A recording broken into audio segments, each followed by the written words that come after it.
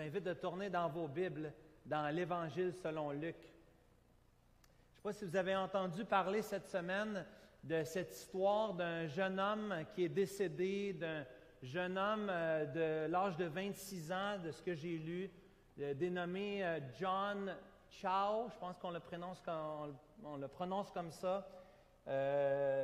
John Chow, qui a été tué il y a une dizaine de jours, le 16 novembre dernier. Un voyageur, quelqu'un qui aimait partir comme un nomade avec son pack-sac, un homme qui était, semble-t-il, un croyant, quelqu'un qui aimait Jésus. Il y en a même qui ont dit qu'il était un missionnaire. Je n'ai pas moyen de confirmer ça, mais il est allé en Inde et il a voulu se rendre sur une petite île, l'île des Sentinelles en Inde. Je ne sais pas si vous avez remarqué ou vous avez vu ça dans les nouvelles, mais le jeune homme est décédé après avoir entré illégalement sur l'île, voulant parler de son Sauveur avec une Bible, avec son cœur de serviteur qui voulait annoncer Jésus. Les nouvelles nous disent qu'il a connu une fin tragique, il a été tué, son corps a été placé sur la plage de cette petite île. Et ça m'a fait réfléchir sur ma propre vie, sur nos vies. Serions-nous prêts de donner notre vie pour parler de notre Sauveur? S'il en venait à cela, s'il en venait à un moment dangereux pour ta propre sécurité. Ici au Québec, il y a une 60aine d'années, il y a des gens qui ont fait la prison pour l'Évangile. M. Héron est avec nous ce matin. Il en est la preuve. Pour partager sa foi, il y a sans doute un grand prix. Et même aujourd'hui, dans les nouvelles, cette semaine, dans les dernières semaines, on a entendu parler de cela, même ici au Québec. Même si au Québec, présentement, ce n'est pas une réalité pour nous, nous avons encore, pour l'instant, la liberté de partager notre foi. Peut-être qu'un jour, il va arriver qu'il sera notre tour, que ce sera à notre tour de partager notre foi au prix de notre liberté, au prix de notre sécurité et peut-être même, qui le sait, au prix de notre vie. Vous avez sans doute déjà parlé de votre foi, vous identifiant comme chrétien et de vivre dans un monde qui ne t'encourage pas nécessairement à cela, un monde postmoderne qui dit, crois ce que tu veux, fais bien ce que tu veux, mais lorsque tu commences à parler avec quelqu'un, tu lui partages ta foi, ce que tu crois. Et je ne sais pas si vous avez remarqué, mais encore dimanche dernier, j'ai remarqué avec mes copains au hockey leur indifférence, la froideur, le cœur endurci, leur indépendance. Je ne crois en rien et lorsque je vais mourir, je vais retourner en terre. C'est tout, c'est fini. Il n'y a pas de ciel, il n'y a pas d'enfer. C'est ce qu'on dit. Plusieurs vont dire ça aujourd'hui. Et ce matin, dans le texte, la parole de Dieu, dans Luc chapitre 9, les versets 1 à 6, Jésus envoie ses disciples comme des brebis parmi les loups, dans le but de nous utiliser pour être ses témoins jusqu'aux extrémités de la terre. Nous avons été interpellés, chacun d'entre nous. Non seulement nous avons été sauvés, rachetés à un grand prix, tantôt nous allons célébrer la table du Seigneur pour remercier le Seigneur pour son sang qui a été versé pour nos péchés. Mais en tant que chrétien, il y a un deuxième appel. Il n'y a pas seulement ce premier appel à la conversion, mais il y a aussi un appel à la mission, un appel au service, un appel pour tous. Personne ne fait exception à ce deuxième appel non plus. Lorsque tu es un enfant de Dieu, tu es appelé à le servir et à le représenter Dieu en tant que témoin. Et dans Luc chapitre 9, les versets 1 à 6, nous voyons Jésus qui est en Galilée, qui est en mission en Galilée, et une grande partie de l'Évangile selon Luc, la fin du chapitre 9 jusqu'au chapitre 19, 10 chapitres, nous allons voir le chemin de Jésus pour se rendre à Jérusalem. Et avant de se rendre à Jérusalem, de parcourir ce chemin, Jésus est en Galilée. Jésus veut répandre la semence de l'Évangile. Et Jésus lui-même a annoncé l'Évangile. Jusqu'à présent, jusqu'au chapitre 8, c'est Jésus qui prêche, c'est Jésus qui parle, c'est Jésus qui guérit, c'est Jésus qui chasse les démons, c'est Jésus qui ressuscite les morts. Mais à partir du chapitre 9, Jésus va demander à ses disciples de faire de même. Lisons les versets 1 à 6 dans l'Évangile selon Luc au chapitre 9. Jésus, ayant assemblé les 12, leur donnant force et pouvoir sur tous les démons, avec la puissance de guérir les maladies, il les envoya prêcher le royaume de Dieu et guérir les malades. Ne prenez rien pour le voyage, leur dit-il, ni bâton, ni sac, ni pain, ni argent, et n'ayez 2 tuniques, n'ayez pas 2 manteaux. Dans quelque maison que vous entriez, restez-y, et c'est de là que vous partirez. Et si les gens ne vous écoutent pas, ne reçoivent pas, sortez de cette ville et secouez la poussière de vos pieds en témoignage contre eux. Ils partirent, ils allèrent de ville en village, annonçant la bonne nouvelle et opérant les guérisons. Prions le Seigneur. Père céleste, devant ta bonne parole, devant cet appel que tu fais à chacun d'entre nous, nous, tes disciples, nous voulons nous placer dans les pieds des 12 qui ont été envoyés dans Luc chapitre 9. Seigneur, par ton esprit, puisses-tu nous convaincre, chacun d'entre nous, que nous sommes envoyés aujourd'hui dans le monde, dans ce siècle, dans cette province, dans cette ville, dans le but d'atteindre un plus grand nombre. Nous te bénissons pour cette journée et ce temps de louange, dans le nom de Jésus. Amen. Ce matin, j'aimerais voir avec vous 4 M dans ce passage et ça va se construire. Alors, pour ceux qui prennent des notes, j'ai fait un petit effort pour faire une allitération. 4 M dans notre texte. Le premier, c'est Jésus qui est le maître, le maître qui envoie en mission.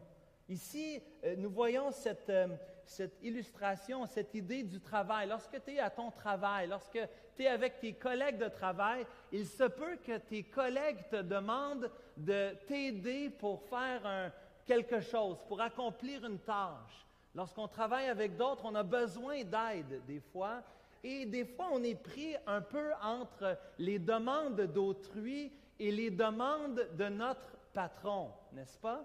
Notre patron qui nous a engagés, des fois, il nous a demandé, il nous a donné certaines priorités. Il nous a donné certains livrables qu'on ne peut pas mettre de côté parce qu'on veut aider quelqu'un à côté de nous. Des fois, on va voir notre patron pour lui dire « Il a besoin d'aide, est-ce que je peux l'aider? » Mais en réalité, nous devons suivre les demandes, les commandes du maître. Et ce matin, je veux, dans le texte, d'abord qu'on puisse voir l'œuvre du maître. Le maître est celui qui nous envoie en mission. On veut être à l'écoute du maître, on veut suivre les paroles du maître. Le maître lui-même qui a prêché, qui a chassé les démons, le maître qui a lui-même agi puissamment, nous invite, nous interpelle pour nous-mêmes se joindre dans la milice pour servir le maître et pour répandre la bonne nouvelle du Seigneur Jésus. Est-ce que tu réalises ce matin, j'ai l'impression en méditant ce texte, que nous ne réalisons pas parfois que c'est le Maître qui nous envoie. On dirait qu'on oublie que c'est lui qui lui-même est venu en mission dans ce monde et il nous envoie lui-même. Il nous envoie nous-mêmes en mission. C'est lui qui veut que nous soyons en mission pour lui, pour l'adorer lui, pour le servir lui. c'est comme si lorsqu'on parle de mission, lorsqu'on parle d'évangélisation, les mardis, lorsqu'on fait l'évangélisation explosive avec François Picard, c'est comme si c'est une tâche supplémentaire. C'est comme si c'est quelque chose qui nous est demandé par les anciens, ou je me sens un peu obligé, mais on dirait qu'on oublie, et ce texte nous montre que c'est Jésus qui nous envoie. C'est Jésus, le maître de la moisson, qui nous envoie en mission, le Dieu souverain. Remarquez avec moi dans les versets 1, 2, 3, 4, 5, remarquez l'intentionnalité du Seigneur Jésus, le Jésus souverain. D'abord, les verbes. Remarquez que c'est Jésus qui assemble les disciples. C'est Jésus qui donne la force aux disciples. C'est Jésus, au verset 2, qui envoie ses disciples. Et dans les versets subséquents, on voit une série d'impératifs où Jésus, lorsqu'il donne les instructions, donne des commandements. C'est le Maître qui est aux commandes. Lorsque j'évangélise, lorsque je parle de Jésus, premièrement, je le fais par obéissance envers Dieu, par l'obéissance envers mon Maître. Les disciples, c'est intéressant, on voit au verset 6 qu'ils vont répondre par obéissance, mais certainement la question se pose pour chacun d'entre nous, sommes-nous obéissants aux commandes du Maître, aux demandes que le Maître, les instructions qu'il nous a données, et des disciples qui ne sont pas en mission désobéissent au Maître. Implicitement, ce texte nous dit que c'est lui qui commande, c'est lui qui nous envoie, et si on n'y va pas, on est en train de désobéir au commandement qui nous est envoyé par le Maître. Le Maître qui est le mandant, celui qui nous a demandé de faire cela, et il nous a donné, deuxièmement, un mandat. On a un mandat, on est en mission, on a un mandat céleste. Et le mandat, il nous est dit au verset 2, qui est de prêcher le royaume de Dieu, de prêcher le règne, de prêcher que c'est Jésus qui est le roi des rois, le Seigneur des seigneurs. Notre mission est de prêcher une bonne nouvelle, et j'en parle souvent, la bonne nouvelle comporte aussi une mauvaise nouvelle. La responsabilité du croyant, c'est de partager la bonne nouvelle de Jésus. Ça, c'est le mandat qui nous a été donné. Et Jésus lui-même, lorsqu'il va dans son propre patelin, dans son chez-soi, dans Luc chapitre 4, on avait déjà vu ça, les versets 14 à 30, Jésus, lorsqu'il est à Nazareth, dans son chez-lui, ouvre le rouleau pour enseigner dans le temple. Ésaïe chapitre 61, l'Esprit du Seigneur est sur moi. Il annonce en ouvrant le rouleau de la parole de Dieu. Certains pensent qu'il a ouvert au hasard, d'autres pensent que c'est avec intention. Peu importe, il a ouvert la parole de Dieu. Il a annoncé les vérités de la parole de Dieu pour les gens qui étaient dans le temple. Chers amis, nous avons été invités, vous connaissez le verset, « Allez, faites de toutes les nations des disciples. » Et au verset 19 et 20, il est dit « Enseignez-leur à observer. » On est invité de communiquer un message. Regardez au verset 2, c'est clair, il nous dit qu'il les a envoyés pour prêcher la bonne nouvelle.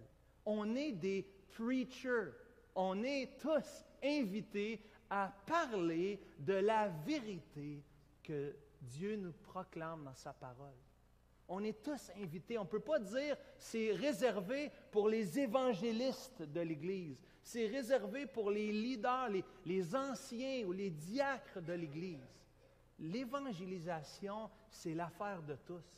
La mission, c'est l'affaire de tous. On est tous en mission, appelés de façon spéciale pour prêcher la bonne nouvelle du royaume de Dieu. Et c'est intéressant que l'appel que nous avons à faire, Jésus l'a fait lui-même dans Marc 1, verset 15, il dit que le message, c'est de prêcher la repentance et la foi. Repentez-vous et croyez à la bonne nouvelle. Repentez-vous et croyez. C'est un message en deux parties. La mauvaise nouvelle, repens-toi, tu es un pécheur, tu as besoin d'un sauveur et crois, place ta foi, toute ta confiance dans le Seigneur Jésus-Christ. Parce que le seul moyen d'être sauvé, c'est parce qu'on mène une bonne vie, n'est-ce pas? C'est parce qu'on va à l'Église. Hein? C'est parce qu'on fait le mieux qu'on peut. Hein? Puis, dans le fond, Dieu, il est bon. Puis Dieu, en bout de ligne, ceux qui ont fait le mieux qu'ils pouvaient, ils vont entrer. C'est ça? Il y a un seul chemin. Il n'y a pas d'autre. Il y a de salut en aucun autre. Il n'y a aucun autre nom sous le ciel par lequel on peut être sauvé. Seulement le nom précieux de Jésus-Christ. Frères et sœurs, est-ce que c'est le message que nous proclamons? Et ça m'a amené à réfléchir. Quand je parle avec mes copains au hockey, de quoi je parle? Est-ce que je mets de l'emphase sur des choses secondaires? Est-ce que je passe à côté du cœur du message de l'Évangile, de l'essentiel? Repens-toi et crois en Jésus. Tu es un pécheur, on est tous pécheurs et on a besoin d'un sauveur. Repens-toi. Repens-toi, viens à Christ. Un message qui est exclusif, un message, on le sait très bien, qui n'est pas populaire aujourd'hui. De dire aujourd'hui, dans un monde postmoderne, de dire dans un monde pluraliste, qu'il y a un seul chemin, nous ramons, on nage à contre-courant, n'est-ce pas? On est à contre-courant de la société et Dieu nous invite à proclamer ce message. Et mon frère, ma soeur, je t'invite à reconsidérer, parce que moi-même, je suis en reconsidération. Est-ce que je parle des choses essentielles? Est-ce que je mets l'emphase sur ce qui est crucial? Pas les choses, c'est une famille, on va prendre soin les uns des autres, on fait du bien, on aide dans la communauté. On peut parler de plein de bonnes choses. Mais qu'est-ce que l'essentiel? Qu'est-ce qui nous unit ce matin? Nous qui sommes si différents, qui venons de milieux si différents, si ce n'est que la croix de Christ, de son sang qui a été versé pour nos péchés, de son corps qui a été brisé pour nos iniquités, si ce n'est que la personne de Christ qui nous unit ensemble ce matin. Mon frère, ma soeur, le Maître nous donne un mandat, et ce mandat, troisièmement, est un mandat miséricordieux, un mandat de compassion. Avez-vous remarqué la teneur des miracles de Jésus? Hein? La teneur des miracles de Jésus. Le Maître nous donne un mandat miséricordieux. Le troisième point. Avez-vous remarqué le Seigneur Jésus, lorsqu'il fait des miracles, est-ce que le miracle qu'il a fait avec Pierre, est-ce que c'était un miracle où il lui a donné un nouveau bateau? Hein? Un miracle avec un beau, plus grand bateau avec plus d'options. Hein? L'option à commande vocale, pour que ça rame toute seule. Hein? Est-ce que c'est ça que le Seigneur Jésus a fait pour Pierre? Est-ce que les miracles du Seigneur, pensez aux miracles qu'on a vus depuis les dernières semaines dans l'Évangile selon Luc. Pensez à ces miracles. Est-ce que ce sont des miracles pour augmenter les possessions à Matthieu ou à Zachée pour qu'il puisse avoir plus de possessions? Hein? Matthieu, quand il s'est converti, tu vas voir, la business va mieux marcher quand tu vas placer ta foi en moi. Absolument pas, n'est-ce pas? Les miracles du Seigneur Jésus sont toujours une démonstration de sa compassion pour les gens, les compassions pour les âmes perdues. Matthieu 9, 36 nous dit, lorsque Jésus, voyant la foule, fut ému de compassion pour elles. Pourquoi? Parce qu'ils étaient des brebis sans berger. Parce qu'il voit Jérusalem. Il pleure, Jérusalem. Jérusalem. Combien de fois j'aurais voulu vous rassembler comme une poule rassemble ses poussins. Remarquez, quand vous lisez les évangiles, combien de fois Jésus pleure. Jésus pleure parce qu'il démontre sa compassion. Jésus est miséricordieux et compatissant, lent à la colère, riche en bonté. C'est le même Dieu de l'Ancien Testament que nous voyons dans le Nouveau Testament, que nous voyons ici dans l'Évangile selon Luc.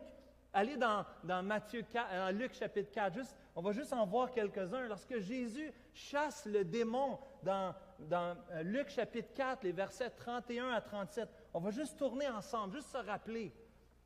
Lorsque Jésus, dans Luc chapitre 4, au verset 38, va voir la belle-mère, hein? Et qu'est-ce qu'il fait avec la belle-mère de Pierre qui a la fièvre? Il la guérit instantanément. Elle est tellement guérie qu'elle se lève, elle commence à servir les gens. C'est une guérison automatique et instantanée. Dans Luc chapitre 5, les versets 1 à 11, la pêche miraculeuse. Ah, bien là, c'était pour qu'il y ait plus de poissons, pour qu'il puisse vendre plus de poissons. Quelle est la réaction de Pierre lorsque Jésus remplit son bateau de poissons? Tellement qu'il doit amener des gens. Il appelle d'autres bateaux. Venez m'aider. Les filets se rompent. Viens m'aider, viens m'aider. Quelle est la réaction de Pierre? Yes! Plus d'argent, c'est la réaction de Pierre. La réaction de Pierre, retire-toi de moi. Retire-toi de moi, car je suis un homme pécheur. Même le miracle des poissons qui entrent dans les filets à un moment que c'est pas du tout le bon temps de la journée, Dieu nous montre la compassion de Jésus. Parce que Jésus veut révéler le cœur de Pierre. Pierre a besoin de Jésus. Et c'est justement dans Luc chapitre 5 que Jésus demande à Pierre, « Pierre, veux-tu me suivre? Veux-tu devenir un pécheur d'hommes? » Quel grand Dieu on a, qui démontre sa compassion, qui révèle notre cœur, mais qui ne nous laisse pas avec notre péché. Non, non, pas le Dieu qu'on a. Le Dieu qu'on a pardonne. Regardez dans Luc 5. Vous êtes dans Luc 5, regardez les versets 17 à 26. Ce paralytique qui est amené par ses amis, on le descend par le toit. C'est quoi la première chose que Jésus lui dit? Tes péchés te sont pardonnés. Et ensuite, il dit, prends ton lit, lève-toi et marche. La compassion de Jésus partout. Lorsqu'il guérit le serviteur du centenier dans Luc chapitre 7, j'avais sauté le lépreux, mais vous commencez à comprendre l'idée. Hein? Lorsque Jésus va à Nain, fait un détour dans Luc chapitre 7, les versets 11 à 17, et lorsqu'il fait ce détour pour cette femme qui est déjà veuve, endeuillée, et elle doit aller en plus, aller enterrer son fils, et Jésus intercepte la procession funéraire pour faire quoi? Pour ressusciter cet enfant, pour le ramener à la vie. Lorsqu'il pardonne cette femme pécheresse dans les versets 36 à 50, Jean-Marie nous a montré sa grande reconnaissance de cette femme pécheresse qui avait pris ses cheveux, qui avait essuyé les pieds de Jésus, qui voulait, avec ses larmes, avec ce parfum, démontrer sa grande reconnaissance. Et Jésus lui dit, tes péchés te sont pardonnés. Lorsqu'il est sur la mer, qu'est-ce qu'il arrive? Cette tempête qui arrive et les disciples sont effrayés. T'as pas peur, Jésus, on va mourir. Jésus calme la tempête. Jésus apaise la frayeur dans leur cœur et les amène à voir qui il est. C'est Dieu. Jésus, c'est Dieu, il est le Tout-Puissant. Que ce soit le démoniaque, cette femme qui a été guérie avec Benoît, on avait vu cette femme avec les pertes de sang, cette jeune fille qui a été ressuscitée. Tous les miracles de Jésus démontrent sa compassion. Pourquoi Jésus fait des miracles? C'est premièrement montrer sa divinité, absolument. Il aurait pu montrer sa divinité en faisant plein de choses. Il aurait pu arrêter le soleil, donner des bateaux à tout le monde. Jésus aurait pu faire ce qu'il voulait. Mais Jésus a voulu démontrer la compassion du Père Céleste pour des pécheurs. Parce que Jésus n'est pas venu pour ceux qui se portent bien, mais Jésus est venu pour les malades, pour ceux qui ont besoin de médecins. Jésus démontre sa compassion et Jésus donne ce pouvoir. Regardez l'intention du pouvoir dans Luc. On est dans Luc chapitre 9. Regardez l'intention. Jésus donne son pouvoir aux disciples pour qu'ils puissent faire de même. pour continuer dans l'œuvre de Christ. C'est pour ça que l'évangile de prospérité ne fait aucun sens. Ça ne marche pas. Ça ne marche pas. Regarde Jésus, même les disciples, le pouvoir qu'on leur a donné, ce n'était pas pour s'enrichir. Au contraire, c'était pour bénir, pour servir. Jésus donne son pouvoir aux disciples pour qu'ils puissent faire de même, pour démontrer la compassion de Dieu. Le texte nous dit, vous le voyez dans les versets 1 et 2, le texte nous dit que Jésus leur donne le pouvoir, la force sur les démons, la puissance pour guérir les maladies. Puis en passant dans le passage parallèle dans Matthieu chapitre 10 au verset 8, il est dit qu'il leur a même donné le pouvoir de ressusciter les morts. Les disciples, lorsqu'ils quittent ce lieu deux par deux, ils s'en vont et Jésus leur donne son pouvoir. Je vous donne mon pouvoir. Allez-y, vous allez faire les œuvres que j'ai faites. Voyez-vous la puissance, l'autorité de Jésus? Tout pouvoir m'a été donné du ciel sur la terre. Et en plus, ce pouvoir qu'il a donné aux disciples, dans cet appel dans Matthieu 28, à la fin de son évangile, ce pouvoir nous a aussi été donné. Je vais expliquer ça dans un instant, mais cette puissance nous a été donnée. Jésus a dit qu'il sera avec nous tous les jours jusqu'à la fin du monde. On a chanté avec son esprit. Nous avons l'Esprit. Il est avantageux que je monte près du Père afin que vous receviez le don du Saint-Esprit au début de des Actes des Apôtres. Jésus donne sa puissance aux apôtres pour faire des miracles que nous voyons, et ces miracles continuent dans le Nouveau Testament. Évidemment, comme je disais, ces dons apostoliques ont été donnés, les dons signes ont été donnés, les dons de guérison, les dons pour chasser les démons, les dons de résurrection ont été donnés aux apôtres. Pourquoi aux apôtres? Pour confirmer le message, l'authenticité du message de l'Évangile.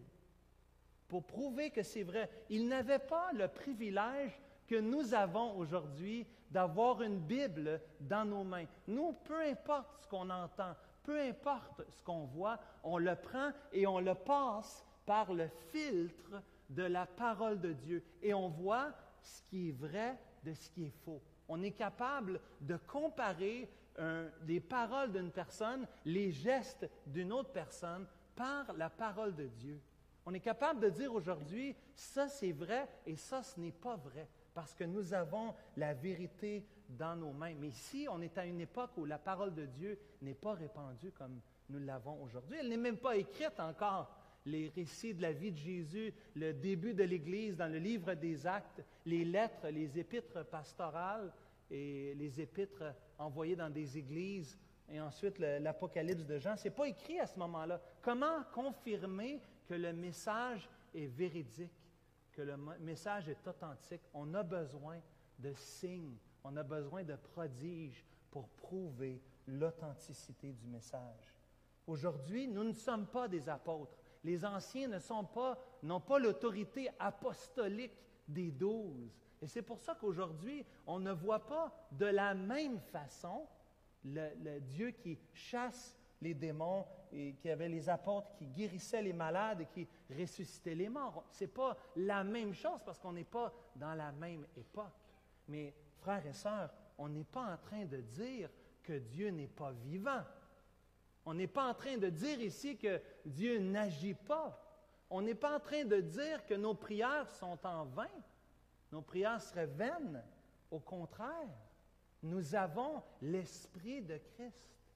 Nous avons la puissance de la parole et de la prière. Et nous avons vu de notre vivant, vivre assez vieux, c'est de voir, oui, des épreuves, mais aussi de voir la main du Seigneur, sa main souveraine et sa grâce qui agit puissamment dans des situations extrêmes. On a vu, même l'Église a été témoin dans le cas de Caleb, la guérison miraculeuse du Seigneur. Nous croyons que Dieu agit encore. Dieu n'est pas renfermé dans une boîte. même si nous n'avons pas les dons apostoliques, nous avons la parole de Dieu, nous avons le Saint-Esprit, nous avons l'arme secrète du croyant, qui est la prière. Et nous pouvons intercéder. Et rappelez-vous cette série que nous avions vue ensemble, Un Dieu qui répond, où nous avons encouragé l'Église à jeûner, à prier, à chercher la face de Dieu, d'être comme cette femme dans Luc chapitre 18, les versets 1 à 8, qui vient et qui plaide auprès du juge. Si ce juge, ce mauvais juge, a exaucé la prière de cette femme, Dieu ne peut-il pas exaucer nos prières aujourd'hui, n'est-ce pas? Nous avons un Dieu puissant et nous voulons nous soumettre à sa volonté dans la prière parce que nous avons un Dieu qui répond. Oui, nous avons un maître qui nous donne un mandat miséricordieux, mais finalement ce matin, nous avons quatrièmement un maître qui nous donne un mandat miséricordieux avec ses modalités, avec ses instructions, avec ses balises. Dieu ne te donne pas, t'envoie pas n'importe comment. Dieu t'envoie et Dieu te donne sa parole pour te guider sur le champ missionnaire. Dieu veut te conduire. Ne prenez rien, verset 3, pour le voyage, leur dit-il, ni bâton, ni sac, ni pain, ni argent, et n'ayez pas 2 tuniques. L'idée ici, c'est que Dieu ne veut pas que tu sois encombré. Dieu ne veut pas que tu t'en ailles tellement. Dieu veut que tu voyages léger. La vie chrétienne, je vous dis souvent, je la compare à un marathon, n'est-ce pas? L'apôtre Paul dit que c'est une course, et moi je spécifie en disant, je crois que c'est un marathon. On est des coureurs de fond, Pasteur Louis me disait cette semaine, on est des coureurs de fond. On veut se rendre jusqu'à la fin. C'est une longue course. Et on veut voyager léger. Avez-vous déjà vu un marathonien qui avait un pack-sac sur son dos? Avez-vous déjà vu ça? Hein? Les petits...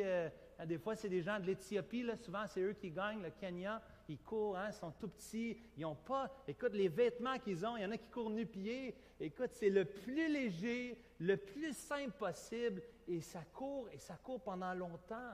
Aucun d'entre eux va s'encombrer, va amener beaucoup de choses. La vie chrétienne, c'est comme une longue excursion en montagne. Matthieu me racontait une marche qu'il a fait avec sa femme en montagne. Il me disait c'est lui qui avait le pack-sac. Puis, bon, le petit bonhomme, il n'est pas trop pesant pour l'instant, mais quand on commence à amener des bouteilles d'eau, des vivres, tout ça, ça commence à être long, surtout si on marche plusieurs kilomètres dans les montagnes, n'est-ce pas?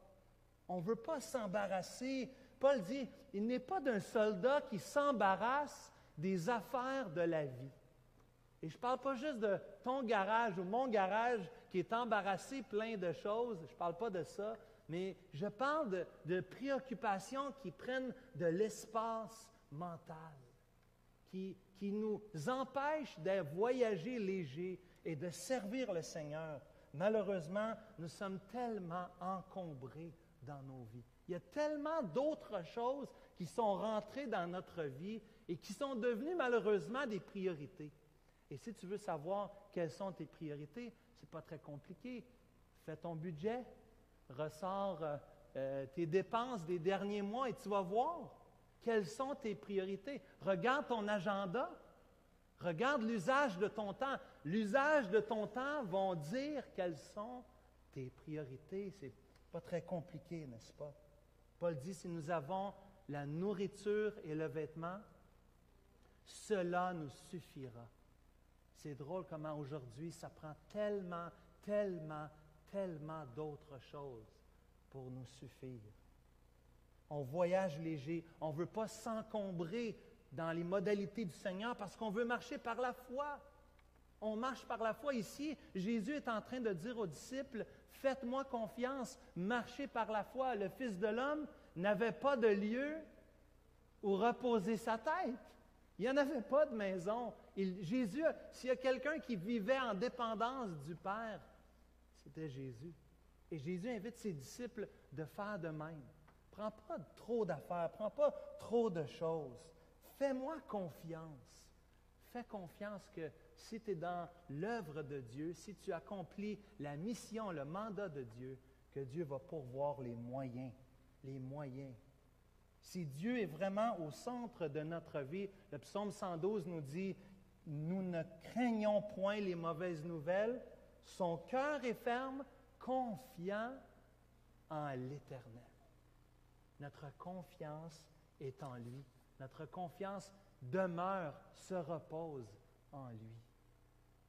Une des modalités aussi que nous voyons au verset 4, regardez au verset 4, il dit ici, « Dans quelque maison que vous entriez, restez-y, et c'est de là que vous partirez. » Imaginez à l'époque, les disciples font des visites, toutes sortes de visites, et qu'ils guérissent des gens, qu'ils transforment des vies, qu'ils ressuscitent les morts. Les gens voudraient leur offrir mieux. Regarde, viens chez nous, je vais t'accueillir. On a plus de place, la chambre est plus grande, hein? Le lit va être mieux, ma femme a fait mieux à manger. Les disciples auraient pu vouloir améliorer leur situation.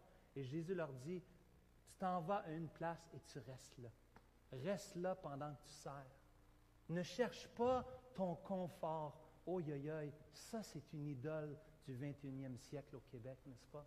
L'idole du confort. Touche pas à mon confort. Hein? Ne me dérange pas trop. Oh, je ne peux pas faire ça. Tu vas déranger ma sécurité et mon confort. Et c'est une idole qui est tellement répandue. Il y aura encore beaucoup de choses à dire là-dessus. Mais on pourrait, Jésus ici leur dit, prenez pas d'argent. Dans les passages parallèles, prends pas d'argent. Prends pas l'argent que les gens vous donneront. Matthieu chapitre 10. Si tu veux lire puis voir encore plus, lis Matthieu 10 cet après-midi. Prends pas l'argent. Fais pas ça pour l'argent, fais pas ça pour le profit. La mission, l'œuvre que Dieu nous envoie, au contraire, c'est une œuvre que nous, on a reçue gratuitement. Son sang a été versé pour nous. Comment on pourrait charger? Comment on pourrait vouloir profiter de quelqu'un ou améliorer notre situation avec l'Évangile? Au contraire. Et regardez ici, Jésus va même les avertir. Le Dieu gracieux que nous avons, il avertit ses disciples. Au verset 5, si les gens ne vous reçoivent pas, sortez de cette ville, secouez la poussière de vos pieds en témoignage contre eux. Notre mission, oui, c'est de prêcher l'Évangile, mais comme on disait en introduction, ça ne fera pas l'unanimité, ça ne sera pas populaire. Et dans les modalités du Seigneur, le Seigneur nous dit quoi faire en cas de rejet. Qu'est-ce qu'on fait en cas de rejet? Qu'est-ce qu'on fait en cas de rejet? Premièrement, le verset nous dit de passer au suivant, de sortir de cette ville, sortir de ce lieu. Il y a peut-être quelqu'un dans ton entourage que tu as partagé l'Évangile à plusieurs reprises et son cœur est fermé. Tu peux continuer de prier. Tu peux continuer à attendre une porte, mais peut-être que Dieu te demande, comme les disciples ici ont été demandés, de sortir de ce lieu, de le laisser. Laisse-le, il ne veut pas entendre, son cœur est endurci, laisse-le. Quitte ce lieu. Hein, c'est Jésus qui a dit dans le Sermon sur la montagne, « Ne donnez pas les choses saintes aux chiens, ne jetez pas vos perles devant les pourceaux, de peur qu'ils ne les foulent aux pieds, qu'ils ne se retournent et qu'ils vous déchirent. » Écoute, il y en a qui ne veulent rien savoir, il faut les laisser. Il faut les laisser et dire, je te laisse avec ça. Je prie dans mon cœur, je désire t'en reparler, j'attends une porte ouverte, mais je vois que tu ne veux rien savoir. Et les laisser, ça fait partie de la solution. Mais deuxièmement, on voit dans le verset 5 que Jésus dit aux disciples de poser un geste symbolique. Un geste symbolique. On marche avec des sandales, on n'a pas de neige ici. On marche avec des sandales qui accumulent la poussière. Ça a déjà été beaucoup dit qu'on doit laver les pieds lorsqu'on arrive dans une maison. Et en signe de jugement, pour se dissocier de cette personne, on secouait même la poussière de nos pieds. L'apôtre Paul le fait dans le livre des Actes des Apôtres.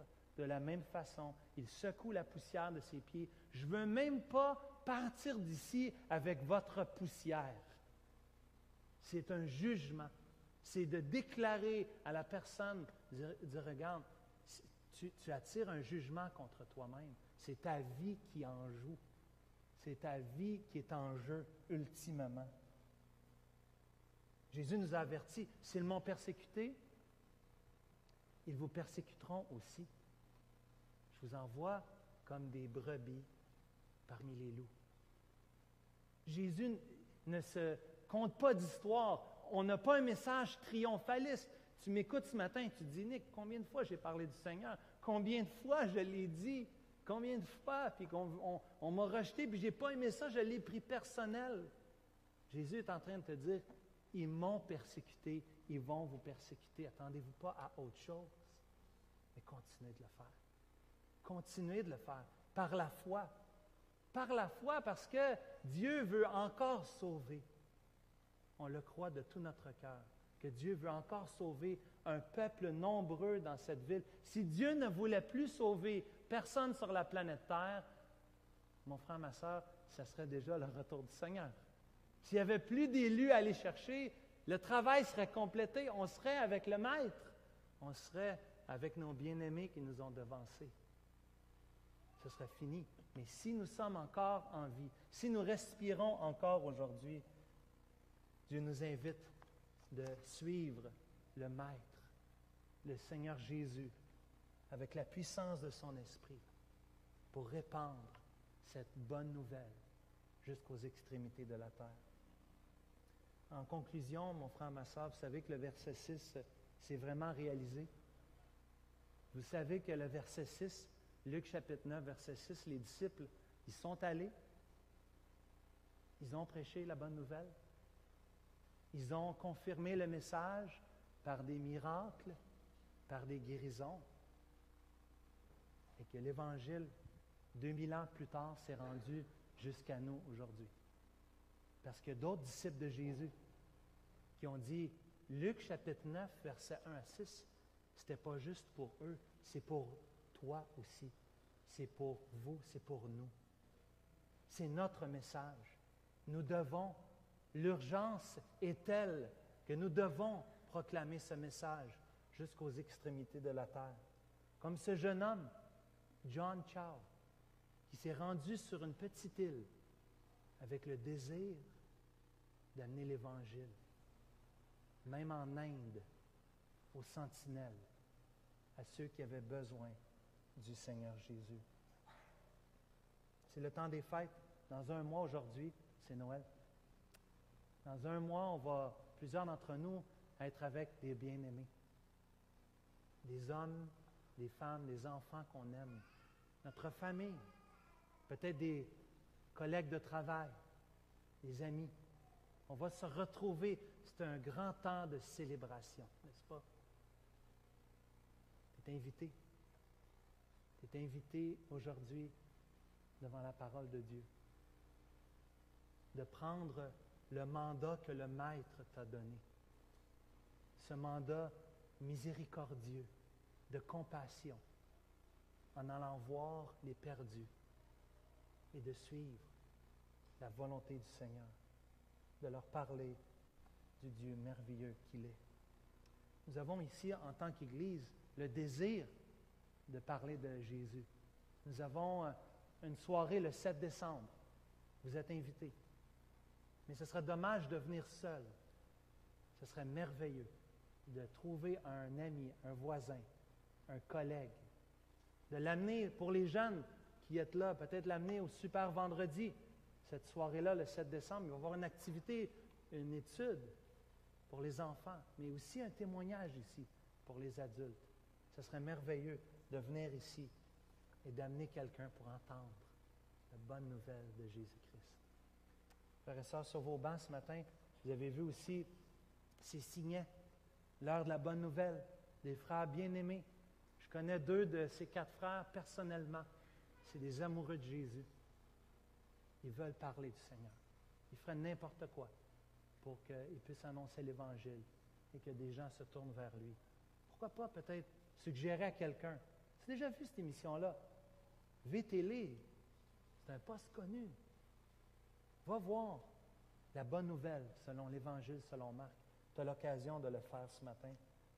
Mais aussi en terminant, avec les paniers de Noël, comme Matthieu a mentionné tantôt, on a une belle occasion de démontrer la compassion de Jésus, la miséricorde de Jésus. Peut-être vous avez d'autres idées. On est toujours ouvert à d'autres idées pour démontrer la compassion de Jésus. Mais notre but n'est pas seulement de démontrer la compassion. Notre but, comme nous avons vu au verset 2 du chapitre 9, est d'annoncer le message d'espoir, le message qui peut transformer le monde, le message de la bonne nouvelle de Jésus-Christ, notre Seigneur.